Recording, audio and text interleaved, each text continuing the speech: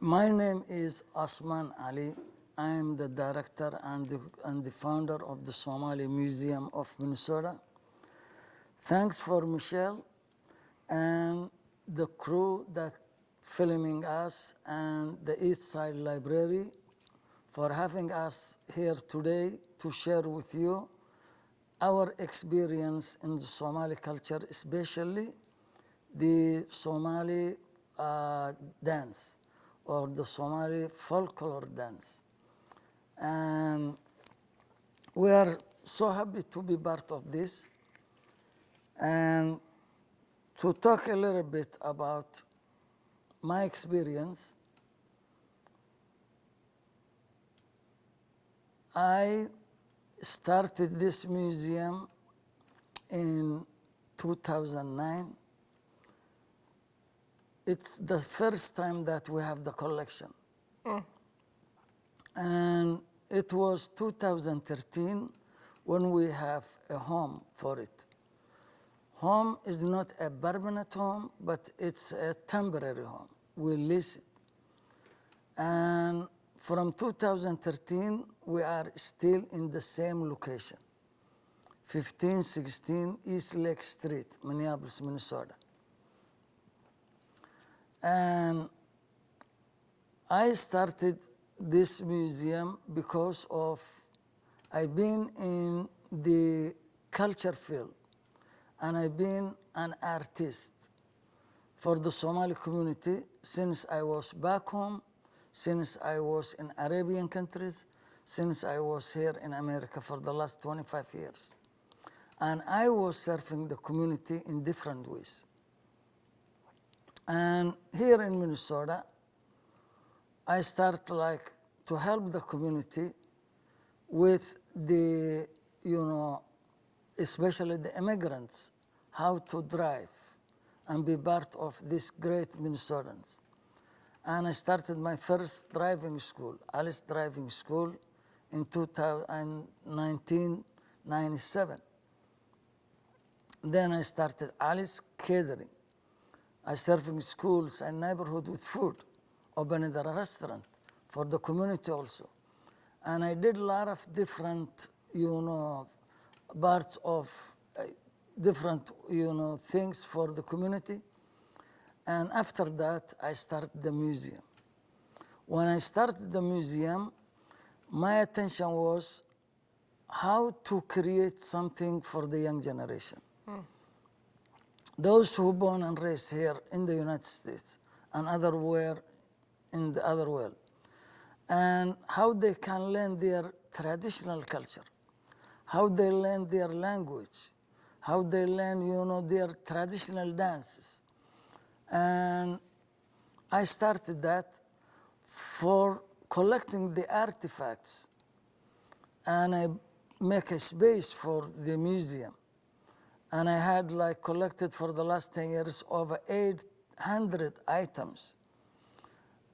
Unfortunately, 70% of these items is in storage because of lack of space. But hopefully one day we're gonna have the space. We're gonna have space for the dance troupe because they don't have where to practice even. And we list different spaces for the dance to practice their traditional dance.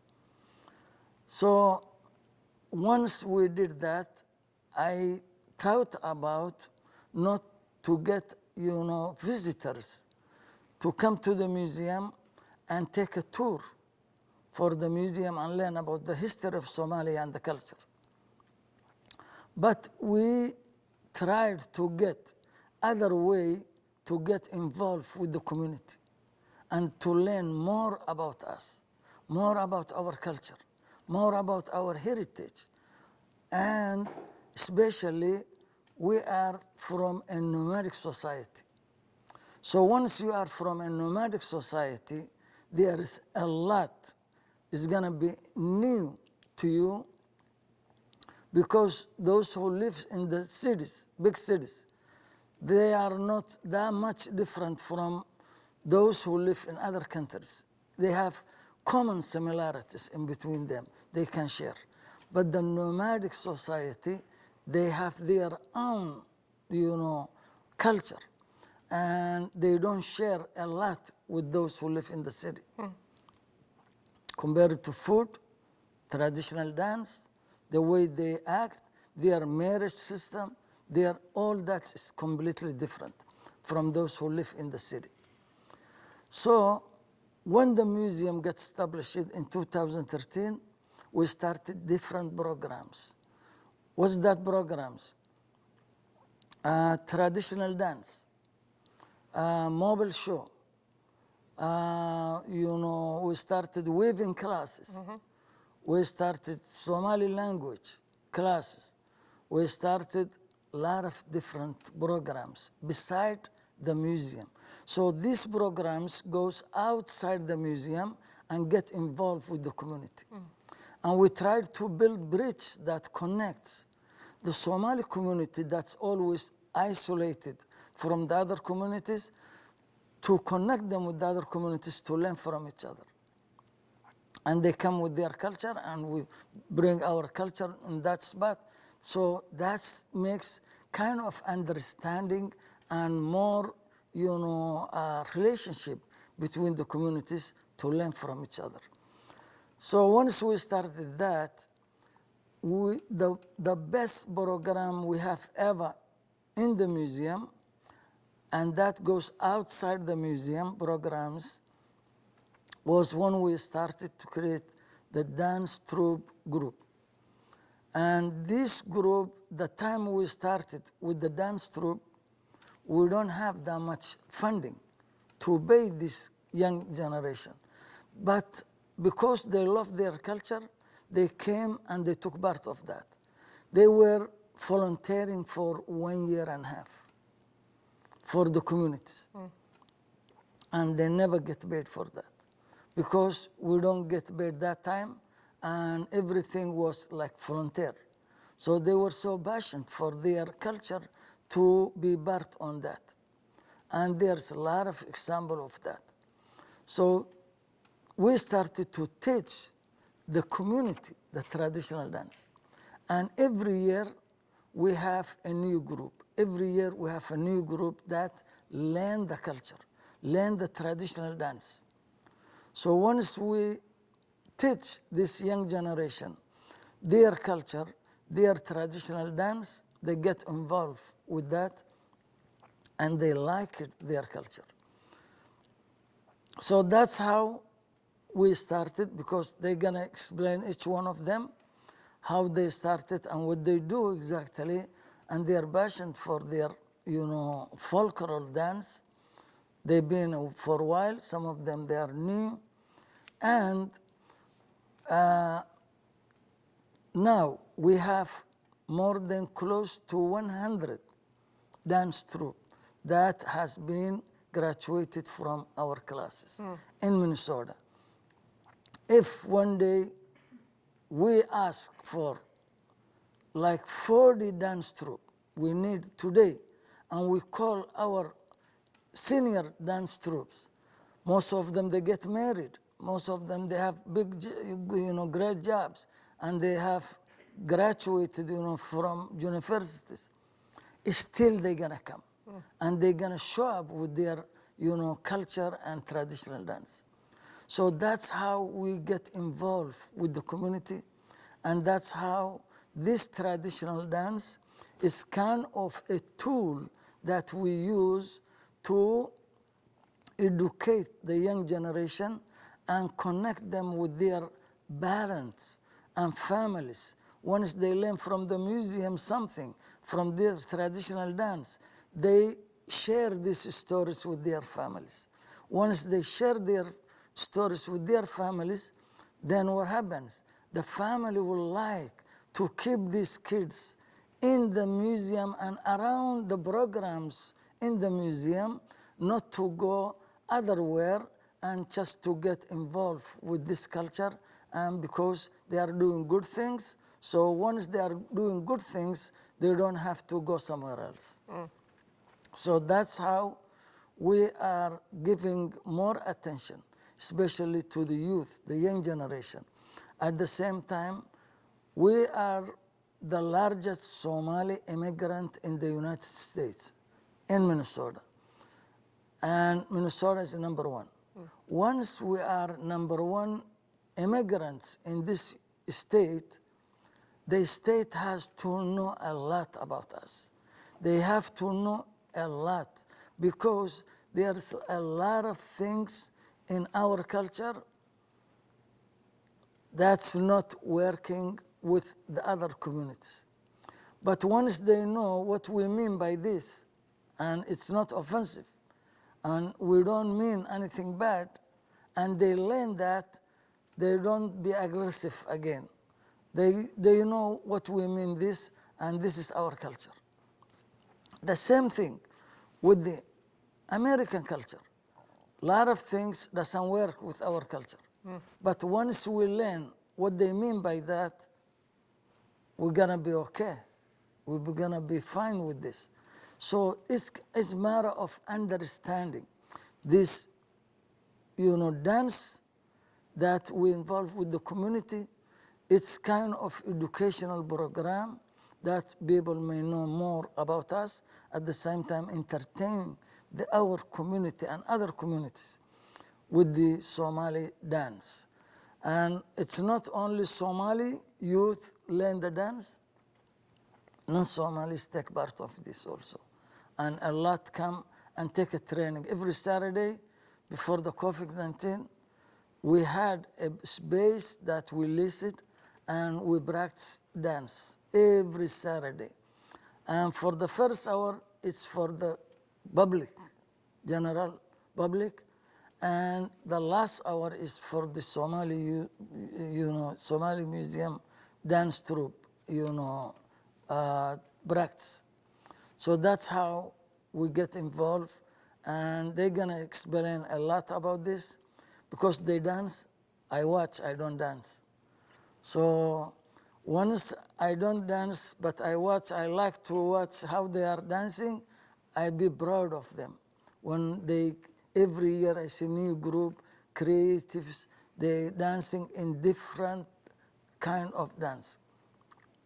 Because Somalia, there are a lot of different states. So every state, they have their own, particular dances they play in that state. But some of the dance, it's a common and in general or for all states because of the popularity of that traditional dance.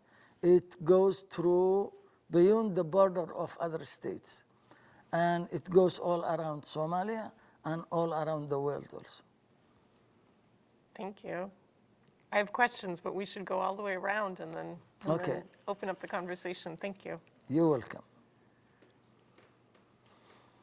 My name is Mohamoud, Osman Mohammed, and the role I play is I'm the program director of youth and performance at the Somali Museum of Minnesota. Mainly what I do is I manage the Somali Museum dance troupe. These men and young men and women from the dance troupe are not only performers, but they are also students who are learning Somali traditional dancing. So to go back a little bit, well, when I was younger, when I was very young, I was always into arts. Like I would watch a lot of ruayado, which is theater plays, on VSH with my dad and mom. My dad, Osman Ali, that is my dad, by the way, who I've learned a lot from, who is also my role model. And my beloved mother, they would always watch theater plays, which was a big deal back in the days. Theater was huge in Somalia. So then I would just watch, and then I would kind of reenact what was going on in a few of the scenes. I would call up my siblings, younger siblings, and my cousins, and I was like, you know what? We're gonna put on a play today. And I was like, 6 years old? So I was like, we're gonna put on a play. You're gonna play the old man.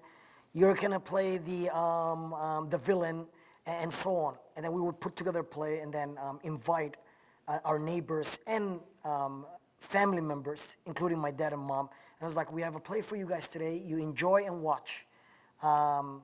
Please make sure you cheer and give us applause and everything, just so we get that energy, during the play. And I would be in the play myself, so I would play as the director, the writer, and the actor.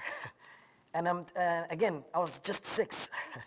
So that's just, that's the beginning of it all. And I was like, I knew I was into arts. I loved entertainment and so on.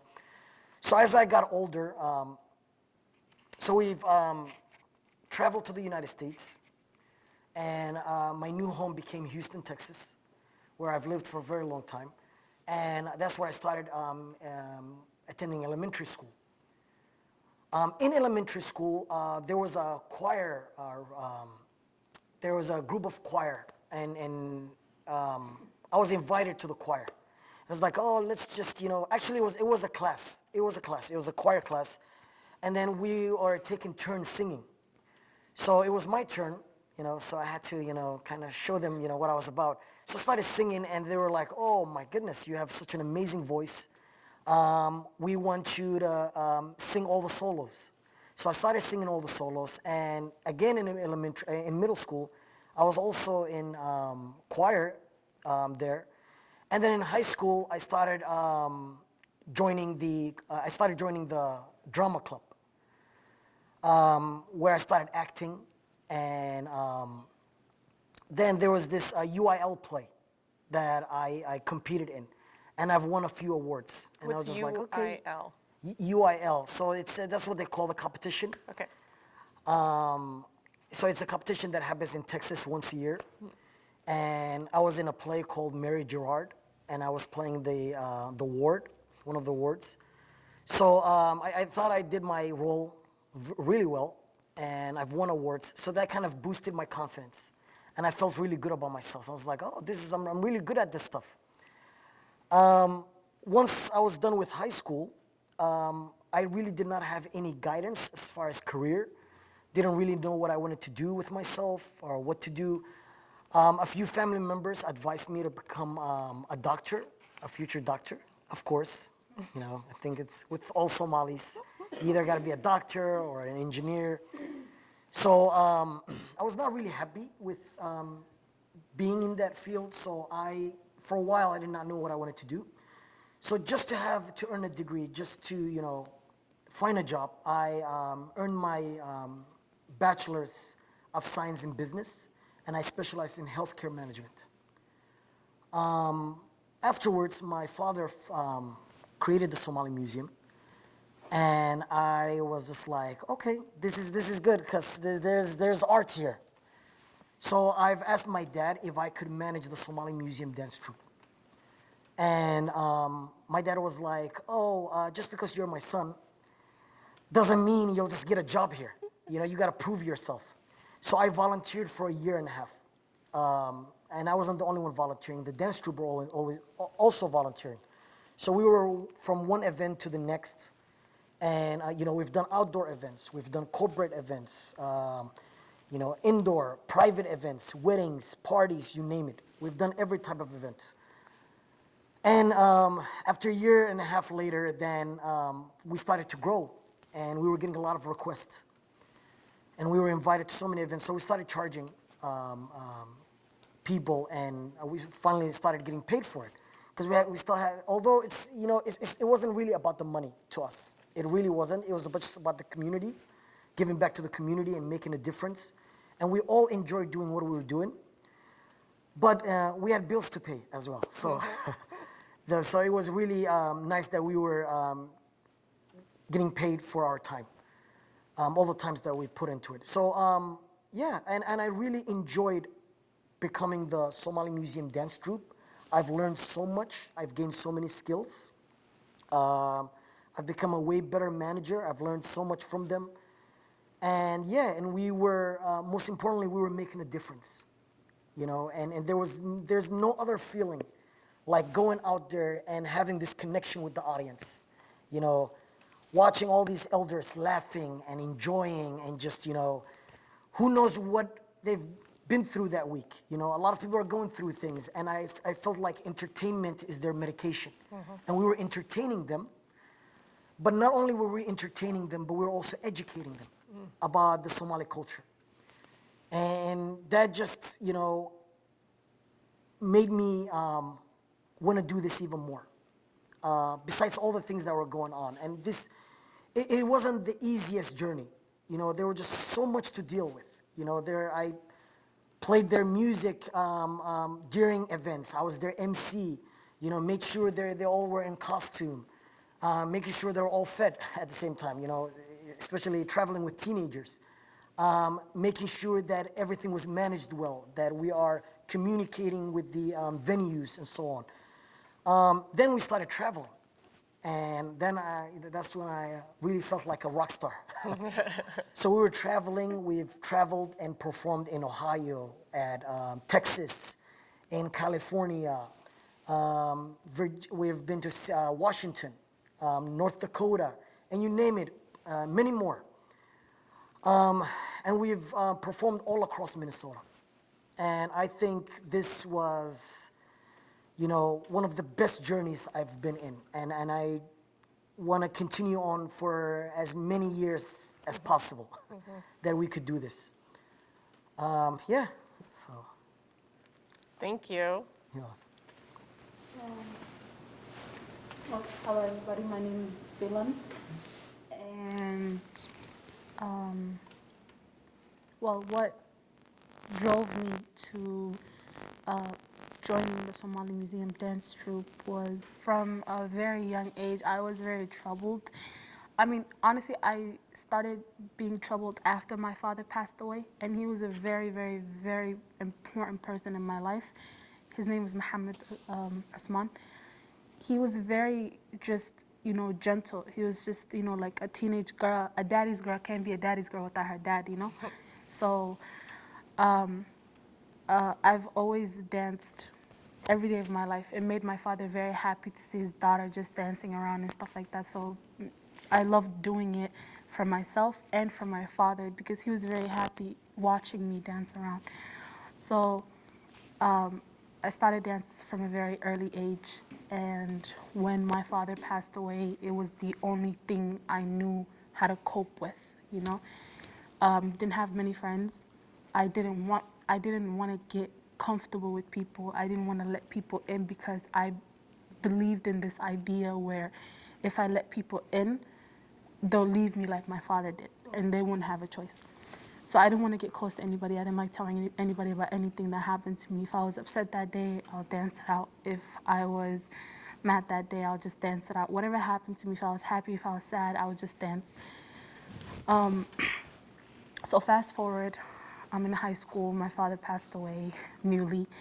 High school's tough. You know, all the kids cared about being cool, looking good, making sure you're dating the cheerleader of the team or the, you know, quarterback or whatever. So I didn't care about any of that.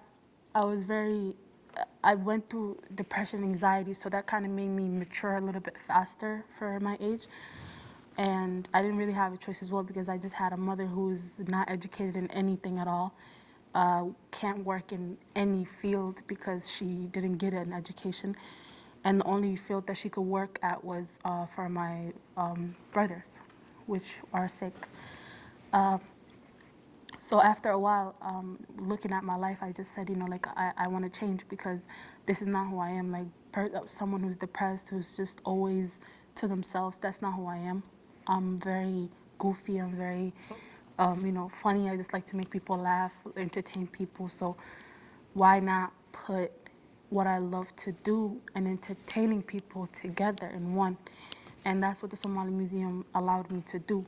So one of my friends suggested for me to come to one of the Saturday practices, and I said, okay, I'll come. So I came, and I saw them dancing, and it just, honestly, it took my breath away because I just said, you know what, this is who I am, this is who I'm meant to be.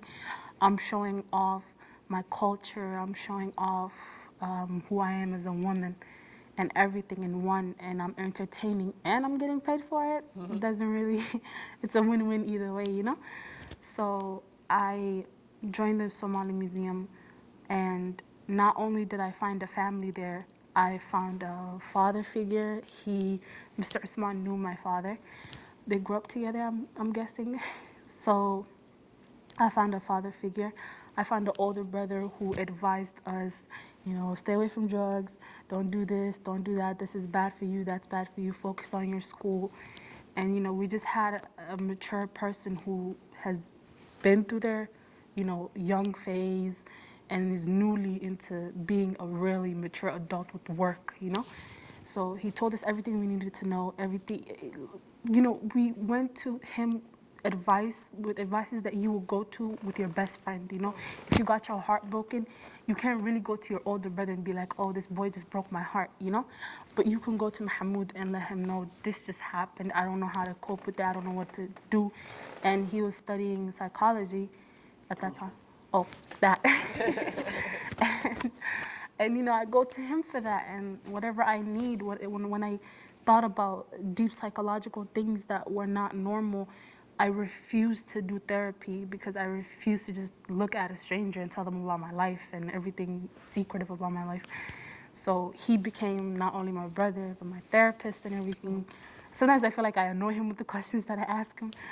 But yeah, he became that. And dancing is a whole other therapy. It's literally something that calms me down, that gives me energy, that gives me exercise, that makes me happier, more brighter. And it's just when I'm on stage, it's just this feeling that you get that satisfies a little deep spot in your heart that's always searching for something.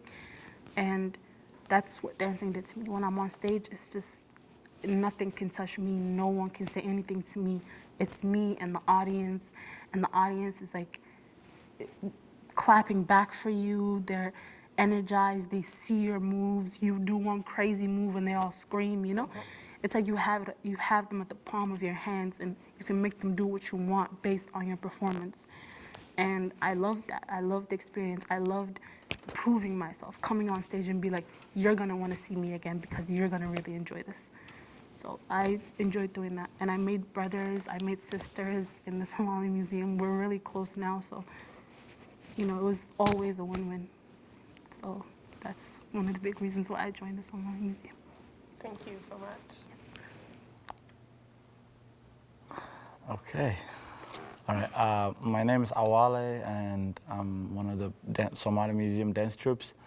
And my story started from back then in Africa, where I used to watch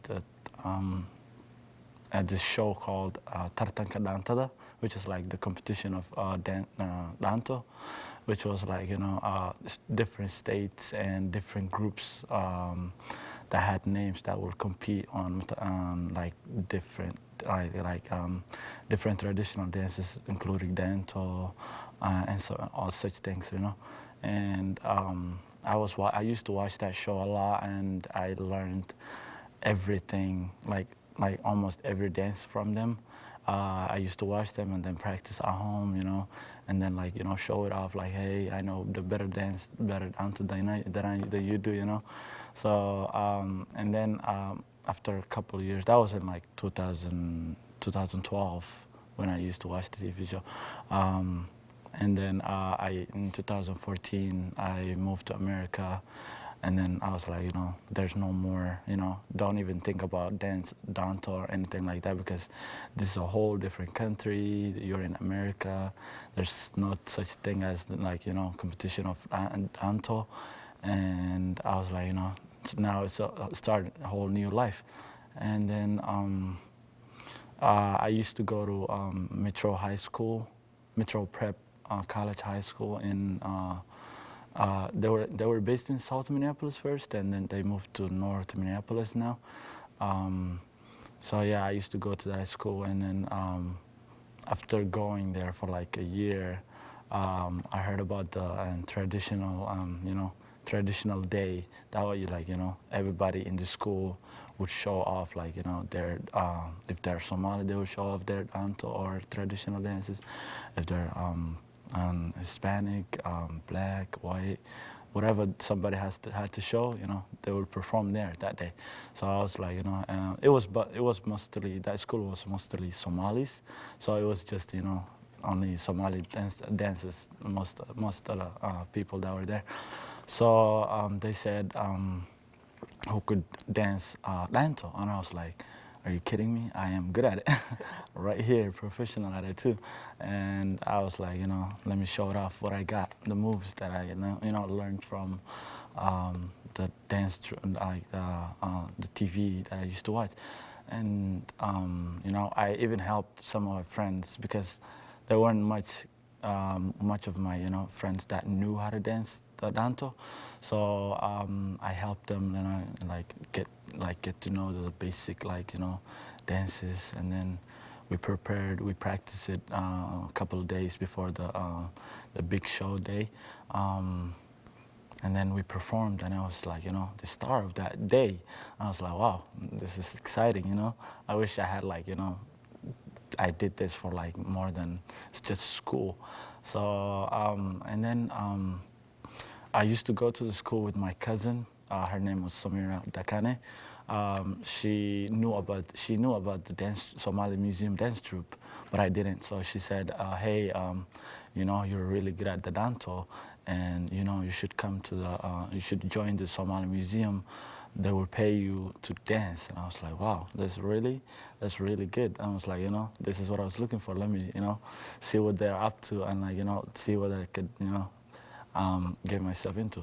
And then she said, come on Saturdays. I like they have practices from 4 to 6 p.m.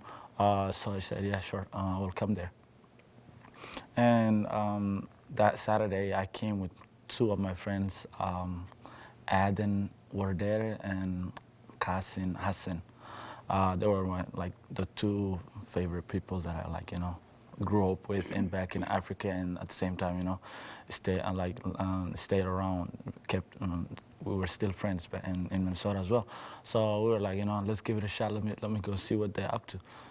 We came on that Saturday, and then first of all, I sat down. I was like, let me see how they do it here. And then I watched them dance 2-3 times, and then Mohamoud invited me to try it out. I was like, hey, this is not the first time I'm doing it, so let me get it, show them what I got. And then there was the seniors that were there that helped me, hey, this is how you do it, the dance. And then I was like, okay, I'm getting used to it. That same day, the first day, I was like, I caught up with them. I was doing every dance they did, and they were just impressed. I was like, wow, this is actually a good exercise. This is a good, vibe. The people, the energy, the dances. This is everything, I was like, okay, bet. I will for sure come back every Saturday and and then hopefully join the big group and perform at weddings, events just like that. So I started from there and then I came every weekend. And after 2 to 4 weeks, I was ready. I was literally doing every dances better than the friends that I came with. So Mohamed was impressed. Osman was impressed. They were like, okay, are you ready to take the test? And do you want to join the group? I was like, yeah, sure. I was excited that day. I took the test. I did every dance they told me to do. I did it perfectly, and then I was officially in the dance troupe. It was just a big, huge thing that happened in my life. I was like, hey, I love this. I'm getting paid for it, and I'm, having fun. I'm not doing all this, what these other kids are doing in the streets. I was like, this is a good distraction. That's good for me, good for my, my Somali dances and everything. If I would need to, show it off to somebody that's foreign, that wanted to see how we dance and everything. I was like, okay. From that day, now it's been almost 2 years. I've been in the group for that long, and since then, I was just every day was better than the other day. And then my favorite part was the anniversaries, which like were the biggest shows in the year. Like everybody would like plan that day, like, you know, hey, the Somali Museum anniversary is coming, so you need to like prepare, you know, this is gonna be a big show. So yeah, it was, I think I did like 2 anniversaries already, and they were fantastic. I appreciate everybody. I appreciate the seniors that taught me how to do the dances, Mohamoud, Osman, everybody here. And I actually made like close friends with a lot of the dance troupe groups, and we've been friends and sisters and brothers for the longest time ever, you know. So yeah, that's my story. Thank you. Hey, my name is Zack. They actually call me Dirgah. So I'm one of the Somali dance troupe. So I really joined Somali Museum like 4 months ago. But I used to practice with them for like almost 6 months. So what made me join Somali Museum was when I was in 9th grade. I used to watch them on TV. Like every day I'd be like, every time I come back from school, or they post a video, I'd be watching on YouTube. So I was like, it's really good. And actually, I knew how to play dancer. Like, I wasn't good at it, but like I kind of knew how to play. So like, I'm like, oh, you gonna be, you can see yourself on TV one day. So why don't you like, find a way to like join it, you know, find a way to contact Mohamoud or somebody that in the group. Or so I met one of my friends. I was at a wedding, my cousin wedding, and I saw they played a dancer. So we just started playing, right? And I see two I don't know, Kristin and Aden. They were there. So we played together, and I didn't know they were in the Somali Museum. So we performed there that night. Like I was just playing, we didn't perform, but like we were just dancing together. It was a party, so we were like just playing dancer. So, and they see me doing good, and they were like, "Oh, you know how to play dancer?" I'm like, "Yeah, I know how to play dancer." They were like, "Why don't you join Somali Museum?" I'm like, I always wanted to join Somali Museum. And they were like, "Oh, cool." But he's like, I'm gonna help you to join Somali Museum. So we get to know each other more and everything. So I used to come practice with them every Saturday. So I practiced with them. I met everybody, and it was good. It was going good, and since I became a professional, and so yeah, and Mohamed, literally he enjoyed the way I play everything. He really likes it. So he was like, now after like 6 months around there, he's like, I'm gonna get a test from you, and we'll see if you can join the Somali Museum. And I did get on the test. I was excited, you know, and it's something I always wanted to do. And so I was so happy to be in the Somali Museum, you know. I just can't believe I'm in the Somali Museum, but. Did you ever think when you started this program that you'd have fans that would then become part of the troupe? I never did. We started off so small, and at first it wasn't like we were not trying to become a professional dance group, but that's what it led to later on. Yeah. And then we've just gained so many fans, and I would have never thought that our fans, one of our fans, would one day join the group. Right. You know, and Dirgah is his nickname, but Zakariye happens to be one of them. He actually drives all the way from Faribault to our dance class. So he drives up to 15 minutes? An hour. An hour, actually, yeah. So he drives an hour to the dance class, Yeah. and that just shows the passion he has for the group. And speaking of the class, which I didn't mention earlier, we do have a dance class. And I am running this dance class every Saturday from 4 to 6. It used to be at the Tapestry, but due to COVID, we are no longer there for a while. So we've been practicing at the Somali Museum, which we were back in the days. And the space is so small, but we somehow, have worked that out. And we are, at first, any student, doesn't matter who they are, doesn't matter what their international background is, anyone who wants to learn about Somali dancing, we would invite them. We would welcome them to this class. But majority of the students are Somali. And majority of them are under the age of 20. So a lot of them would come, and then later on, we've divided the group. So it's the group of students who just want to be there just to learn how to dance, and a lot of them don't really want to be in front of the camera, in front of an audience. And some of them do want to be in front of the audience and actually want to become professional dancers, traveling around the U.S. and performing in front of an audience. And that's the Somali Museum Dance Troupe. So there's the dance classes for everybody, but to get you to the next level is the Somali Museum Dance Troupe, which are well-trained and professionally trained, and are the dancers who get to travel, who get to perform in front of an audience. Well, it strikes me too that to have a dance troupe that is associated with a museum, you're being well documented. Yep.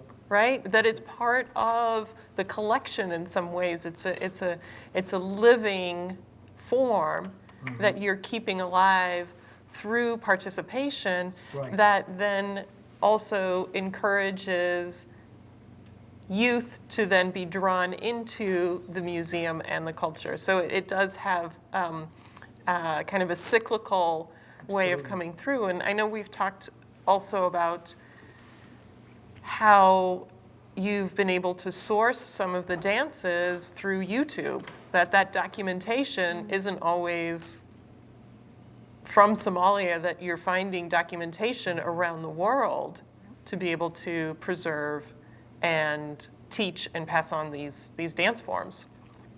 Do you want to talk a little bit about some of what it's like to learn these dances that you didn't know already? Yeah, actually, I never knew what was Chander and Sayli'i, Wala Saqwa, and I never knew them dances. All I knew was Danto, So I learned how to play Chander, all that. So I enjoyed it. It's not, I thought it was kind of hard when I see them playing, and it was kind of hard, like, when I looked at it, but then I started learning, and it became easy, and it was fun, Especially Chander is one of the best, it was one of the best dances I ever played. I really enjoyed it. Watching the YouTube videos. Mohamed would send, we have a group chat on Facebook where he tells us when we have an event, what time we should be ready, how much we'll be getting paid and stuff like that. And he would send videos, old videos from YouTube, from websites for us to learn from. And it just kind of, there's just a quality of history there that you're learning from, because that's what our parents and our grandparents used to watch. And you're just like, we're recreating this, but we're recreating it in a way for this generation and for the music to be a music of this generation, So it's like you're taking something old and you're adding something new with it, and you're mixing it and you're creating something new out of that. And that just gave us, it taught us so much of our culture. Like, for example, when we're young, as a woman, as a Somali woman, I'm always taught, be quiet, hishod, be to yourself, don't talk too much, don't do this, don't show off too much. But the Somali dancing that I've seen, I was super shocked, because I was like, you're telling me that I have to be quiet and sit down, but the women in these videos are killing the boys. They are killing it in every way. Why are you telling me to be quiet? You literally gave birth to a superstar at this point, if this is what this is our culture. You literally gave birth to a superstar. You should not be telling me to be quiet or to be up for myself. So someone from our history that really encourages me is Hawatako, which I got to play a little bit of in a dance. I was so excited about because she's a woman who stood up for the power for women, you know, and she fought for women. So I was like, you know what, this is what I want. This is the side of Somali culture that I am obsessed with and I want to show off. So I was so happy when Mohamoud told this last anniversary that Hawatako and women will be lifted up in these plays and in these dances. And I was like, sign me up, I'm playing Hawataka right here. And Mohamed just picked me to play Hawataka, and it was really empowering, especially when you're up on the stage and you're telling everybody, yeah, that's right, men on the side, women are right here. Just the world behold. Yeah. And it was just really nice. Yeah. And you have done a fabulous job Thank playing you. Hawatako. I've had a few girls audition for it, and Bilan did an amazing job. Not that the others weren't great. Yeah. You just like, there was just something there. I felt like you were Hawataka herself. So I Maybe was she's like, my grandmother, who knows? Yeah. So I was like, oh, you're gonna, that's the role for you. But yeah, and that was at the anniversary event, the 6th anniversary. So this Somali Museum anniversary have become like our Super Bowl or like our, Oscars, where all this youth members, and not just the dance troupe members, but like even celebrities, Somali celebrities, it's their goal to perform there one day. So we take a lot of time, prepping up for this event and so on. And with these dances, we used to have coaches at first. My father hired a few coaches who knew a lot about dancing. There's not really that many of them, unfortunately. Coaches? Coaches Yeah. who know a lot about the Somali dancing, who would coach the students to become professional dancers and so on. So 2 of them became ill, and 1 of them traveled to another country. So we were left with no coaches, and I'm like, okay, what are we gonna do? So back to YouTube, I would go on YouTube and watch videos from the 60s and the 70s. And the dancers were the Somali folk dancers from Waberi, which was a super group in Somalia. So I would watch them and actually learn a lot from them. The video is pretty old, horrible quality, but I've learned so much, and I've ended up I have a theater background and so on, but I didn't know too much about dancing. So what I did is I taught myself, and then later on taught them how to dance these dances when we were left with no coaches. So and that has been a great experience, and each dance tells a story. That's one thing I've learned about each of the Somali dances. They each tell a story. There's one about jealousy called Harire, and so it's called the jealous dance, and we could maybe talk about it later on. There's one about war. So it's the war dance, where we're taking spears and dancing and jumping around, and everyone got to play the role. Nobody should be smiling in that dance. And I will tell them all the time, this is not just dancing, this is also acting. So when you're on stage, when you're on stage, you're a character. Like you are playing that character. So the one of the most popular dances is the Danto dance. And the Danto dance mimics the actions of a camel.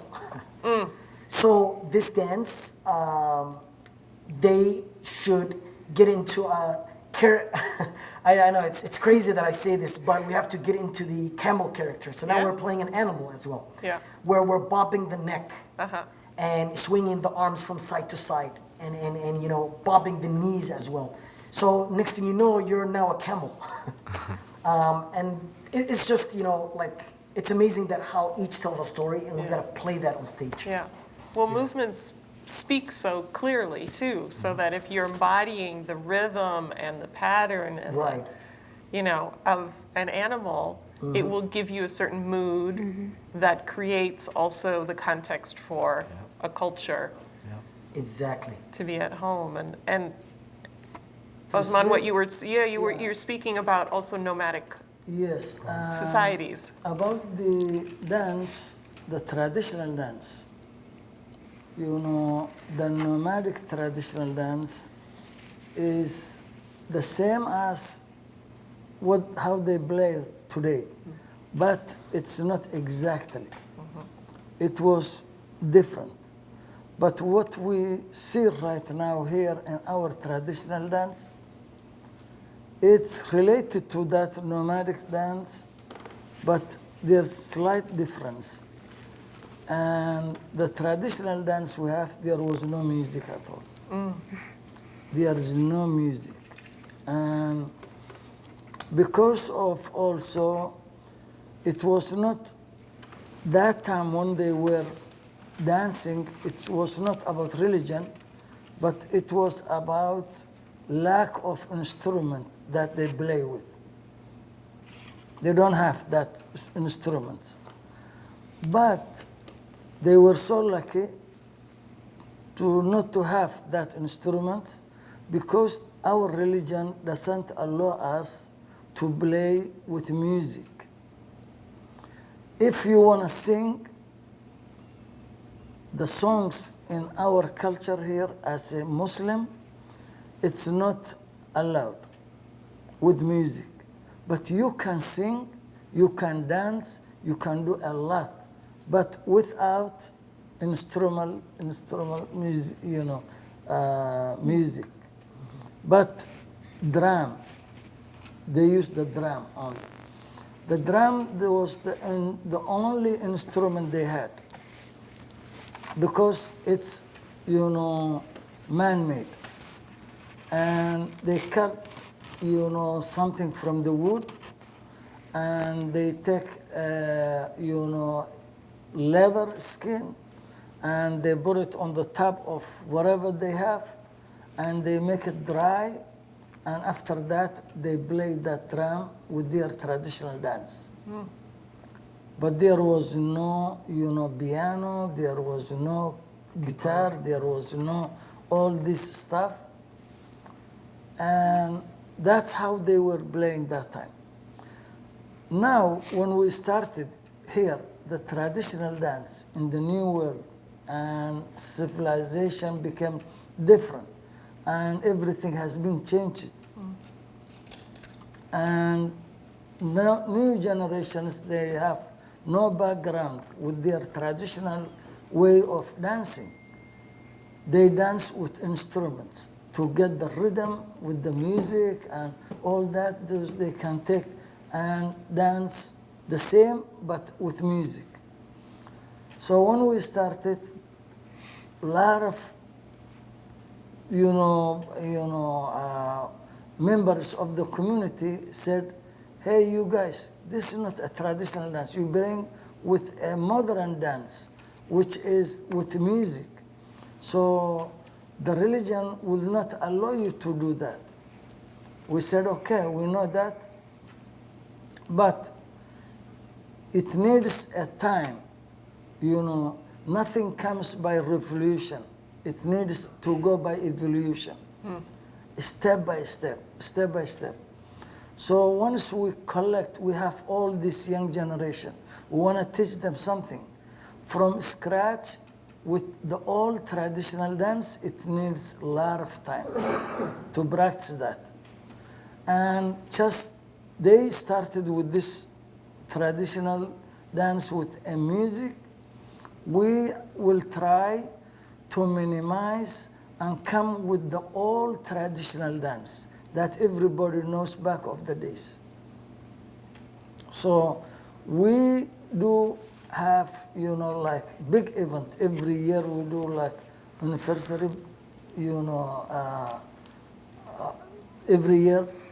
And we have like 1,500 audience comes every year. They come, 1,500. Sometimes tickets get sold out. Why 1,500 coming for Bethel University, way far away from where South Minneapolis, where Somali community live, the majority. They come all the way, midnight. Some of them, they get lost. And out of the 1,500, at least 300 comes from other states in the United States. 300 at least.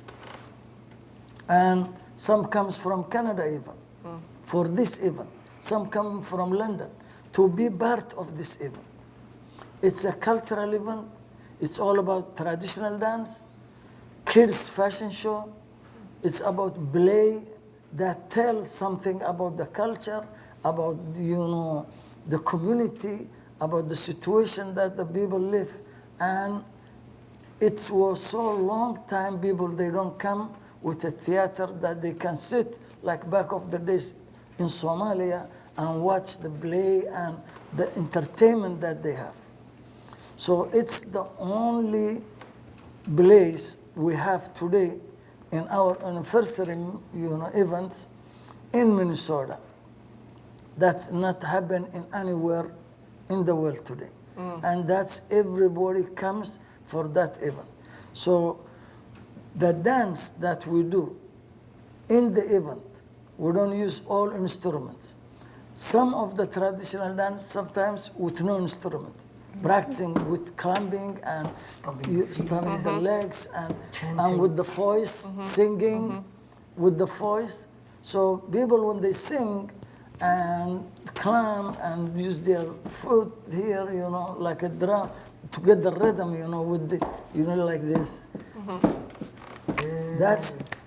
That's how it goes. So step by step. So hopefully one day will come with that we use the old traditional dance, because the other one is very popular now. So the old traditional dance without any instruments, it's gonna come one day that the whole group can dance like 5 to 6 different dances without any music. That's what our goal is. And does the Somali TV broadcast your anniversary Oh, performances? yes. They broadcast every TV, in even they broadcast in Voice of America. Yeah. They broadcast it in BBC London, in all channels of, local channels and TVs, and a lot of places. It's Everything that has to do with Somali, Yeah. basically. Uh-huh. Yeah. And where do you see dance evolving? Evolving. Yeah, through this, you have such a great support of holding tradition and also letting it evolve in this new context. Where do you see, what would you like to see next if you're I want to go to Hollywood. I'm not gonna lie. I want to. personally? Not even personally. It's like I want to. Well, yeah, movie career is one thing. I mean, one of my fantasies is that. Well, one of my goals, not a fantasy, Yeah. is that I want to make a movie based off of Hawatako and her life, and I want to play Hawatako. But I need to. I want to make Hawatako so big in the Somali community. Yeah. Like I want to talk more about her. I want to do more things about her. I want to make it so big to the point where the Somali Museum takes it extra serious and we do like extra things. Like maybe we do our own movie, like our little own trail of what she was. And then I play that, and then maybe Hollywood sees that and they're interested in the topic and the women and stuff like that. And then we go up from there. Yeah. That not only gives us a chance, or not only gives me a chance to be in the movie, but at the same time take the Somali Museum as a founder of the movie. Yeah. And a lot of income and a lot of sources and a lot of things that the Somali Museum needs to grow and come through that. Sounds perfectly It's just reasonable. one way. Yeah. It's just one thing that could And the add dance a little troupe bit will be more. featured in it as well. Yeah, pretty much, yeah. I mean, yeah, So you just there's need a war. script. We need a screenwriter. Definitely. We need all of that, and maybe we'll get there one day.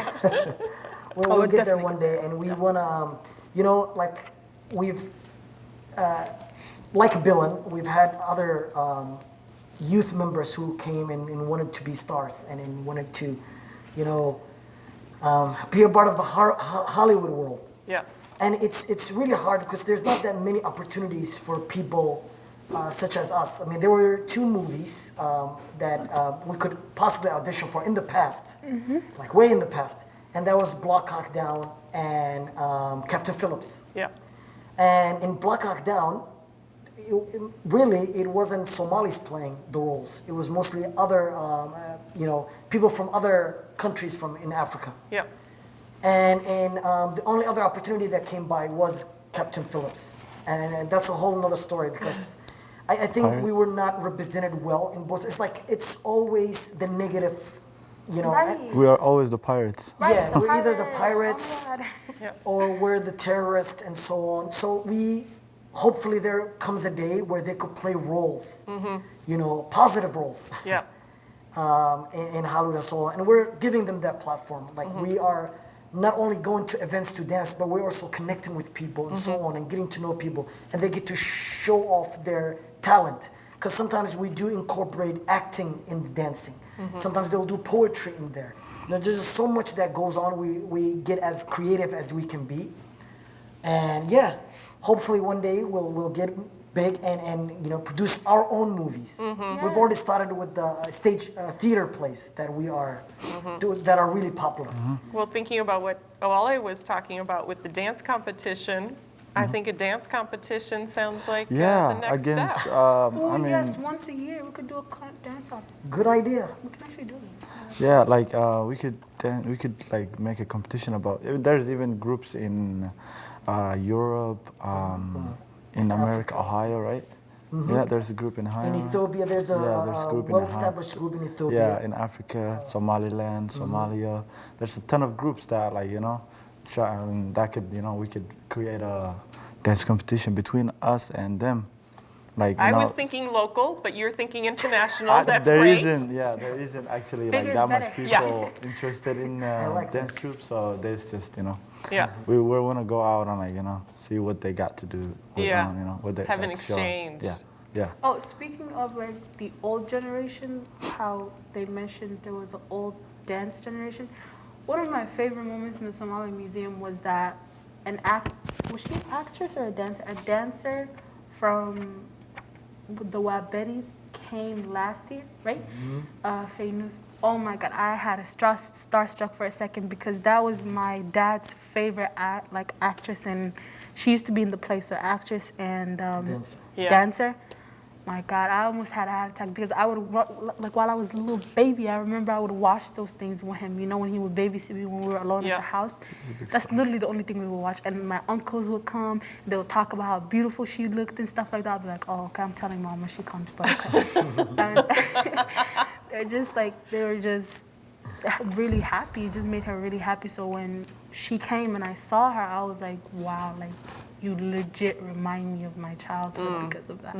You So had that was, such a I was close all connection over with her your that dad. time. Yeah. My mom was telling me, stop. I couldn't stop. I was all over her. I couldn't even stop. And she's old, so I thought I was going to break her for a second because I just wanted to hug her. But yeah. Yeah, 2 of them one came from Ohio, from main Portland, Osman Mohammed. Oh, yes. He is amazing traditional dance and was one of the popular Somali dancers back of the days in Waberi. And Fainus Sheikh Dahir, she came all the way from London for this event. Amazing. And a lot of people come from all around states and Europe and Canada just to be part of that event that day. Yeah. So they came to the stage old school. They were playing this like 35 years ago, 40 years ago. And when they were young. Teenagers. So now they are all 60 plus, but they were dancing like youth, like young generation. Oh Yeah. my God, yes. And they couldn't ever, We the couldn't ways keep they up. were doing, it was so difficult for this young generation. Yeah. It was very difficult for us. I was jealous, low key. I went from being a big fan to, okay, now you're stealing my spotlight. Well, you're also occupying a really important place because often women don't continue to pursue dancing, and that's been part of the struggle to constantly have women represented in the dances. Definitely, yeah. I mean, that's why last year's event was pretty much my favorite event of all time, because, like I said, it brought, well, first and foremost, the play brought awareness to how a lot of Somali kids in sea that are getting killed over drugs and stuff like that, and that was a major problem in these few years. We addressed that, you know, told them that that's not the way. The play addressed that. There was also a little bit of, you know, marriage problems that was also addressed and how to fix stuff like that. There was also the woman part, which was embracing women, giving them the credit that they deserve, letting them know that, you know, they're our wives, our sisters, our mothers, and that part, just seeing, you know, me as a woman in Somali being appreciated, which is very rare, seeing that was really inspiring for me. I said, okay, now we're really doing something, you know, we're actually getting somewhere. So that's why last year's event was pretty much my all-time favorite, because there's just wasn't anything that was a problem at that time that we did not address, you know? And it's beautiful to see that the Somali Museum is more than just a Somali museum. It's a place and a home that cares for Somalis and non-Somalis that are in pain, that are in our community, you know, because that's a big part of our culture too. It doesn't matter if you're white, you're black, you're Chinese, we don't care what you are, as long as you're respectful to us and you know, you want to be accepted just like we all do. You're a family member to the Somali community, you know, you're a family to us, so we care about you. We care about the problems that are happening with you and with your kids and with these drugs and with the government. We care about all of that. So they addressed all of that, all the problems, and that was something that empowered me to not only stay in my comfort zone, but to also reach out to my community and to say, you know, are you okay? Do you need anything today? Is there anything I can help you out with today, you know? So that's a big part of my culture, and I was happy to see that, you know, that Osman and Mohamoud were participating in that and making sure that the awareness was out there. Yeah, well, thank you for that. And you know, we were trying our best to touch on all these issues, and whether it's youth and in women. I think there was an event where the dance troupe were performing, and it was like one of my favorite events. And we had an elderly lady come up to us, and she spoke to one of our female dance troupe members. It was like, you know, I really enjoyed it, you know, but I don't think you should be doing this. You're here, you know, you're up there dancing in front of men, and that's not appropriate. Yeah. So I'm just like, you know, we're trying to, and they would come, you know, feeling bad. And some of them has even left the group because they felt so much shame. And we would, you know, tell them that it's okay to be, you know, to do what you love. And whether you're a man or a woman, you know, as long as you're not hurting anybody, we would always comfort them as much as we can. And slowly, you know, it's a slow process, but hopefully we'll come to a time where the dancing profession is respected, which is really not. You know, honestly, I'll kind of disagree with you on that. I don't think that it's not respected. I think that the women are just seen more of like a jewel. You know, like for example, today, if I told you, let me see your wallet. Like, let me just see it, you know? Like, just put it over there, let it just stay there, and let me just watch it, you know? You'd be like, what? I'm not putting my wallet over there. It's mine. It's in my pocket. It will be right here, you know? I think the Somali men in our community see their women like that. They see them as so valuable to the point where they're like, we don't want to show them off to the public. They're ours. They're our mothers. They're our sisters. They will be behind us. They will be protected, and they will be safe where they can be safe, you know? And I think that that's where it comes from. It's from a place of protection, because there's a thing called evil eye, you know, that we believe in our religion. It's where if you're too beautiful, you know, like when you have a really beautiful face and people are like, oh my God, you're so pretty. And like something happens to your face, like a pimple start popping out, you start having rashes and stuff like that.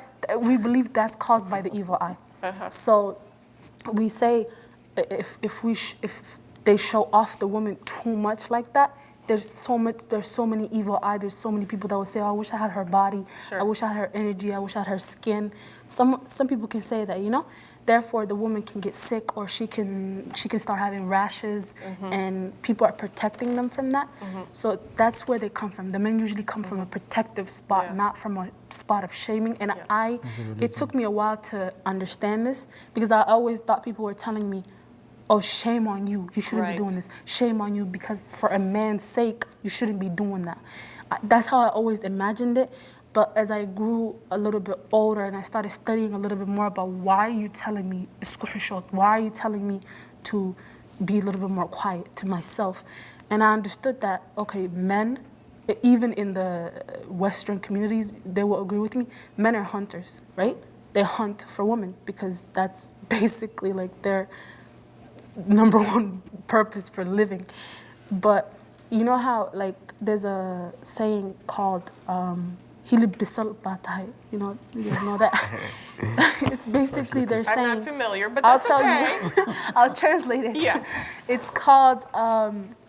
It's basically saying that you're a fresh meat, like a fresh cooked meat, and there's a pack of hyenas out there, you know, and if they throw that meat to the pack of hyenas, then the hyenas will most definitely eat it. You know, they won't just leave it. They won't just say, oh, that's so pretty, and just walk away. No, they're gonna devour that. You know, they're gonna eat it.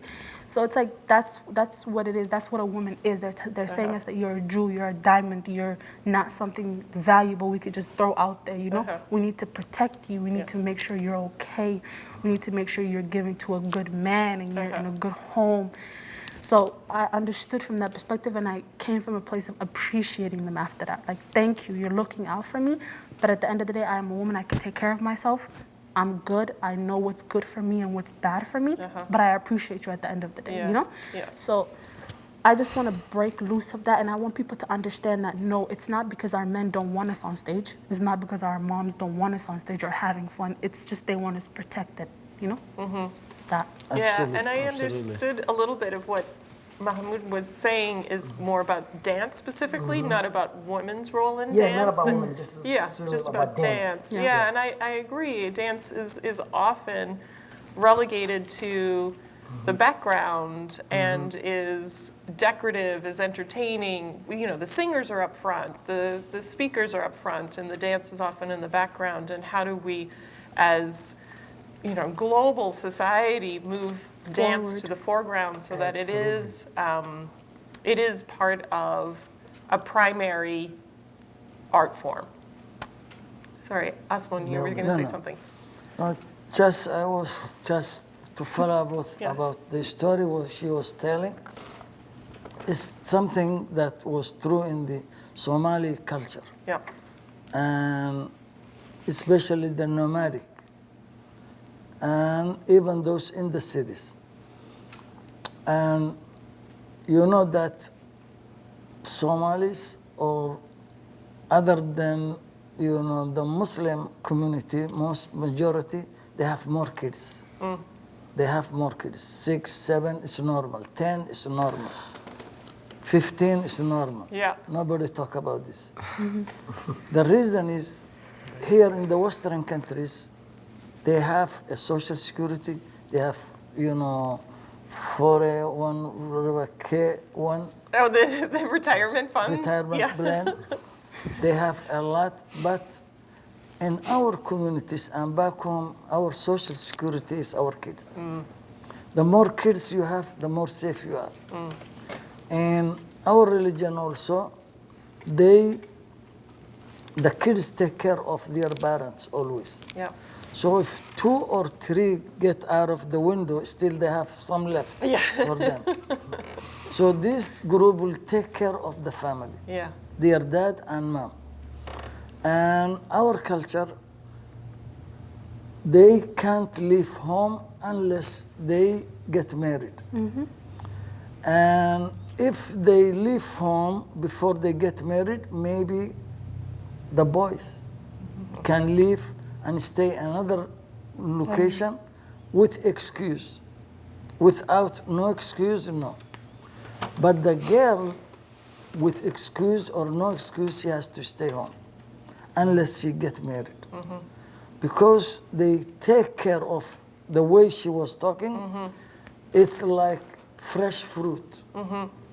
Fresh fruit never long lasts. So they take care of their families.